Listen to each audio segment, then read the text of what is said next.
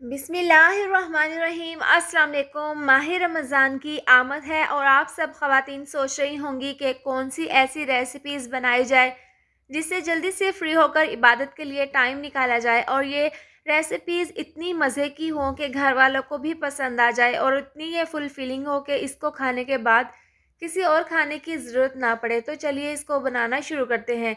तो यहाँ पर सबसे पहले एक अदद बाउल में हमने ले लिए हैं 2 अदद अंडे। सबसे पहले टेस्ट के हिसाब से आधी चम्मच डाल देंगे नमक और आधी चम्मच डाल देंगे सफ़ेद मिर्चों का पाउडर। आप यहाँ पर काली मिर्चें भी पिसी हुई ले सकती हैं और बारीक कटा हुआ धनिया हम इसके अंदर डाल देंगे। इसके साथ ही हम इसके अंदर चिकन डाल देंगे बॉईल किया हुआ। बोनलेस 100 ग्राम चिकन को बॉईल करके इसके मैंने रेशे बना लिए थे और बॉईल करते हुए मैंने यहाँ पर किसी भी चीज़ का इस्तेमाल नहीं किया था। तो इस तरह से ये डालकर हम इसको अच्छे से मिक्स कर देंगे। ज़बरदस्त सा अंडा और चिकन का ये बैटर तैयार है।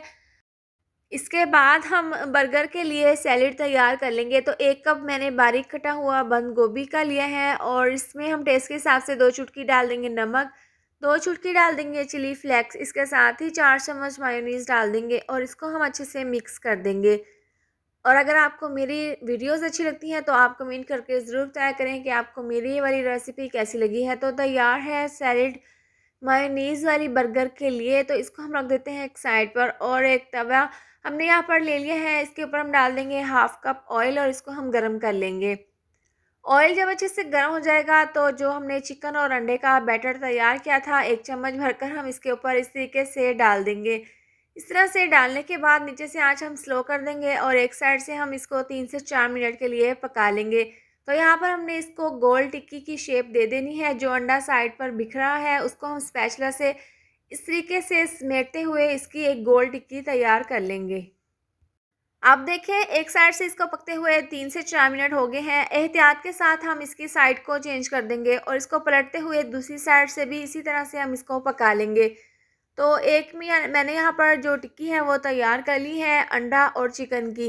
तो बाकी की भी हम इसी तरह से तैयार कर लेंगे।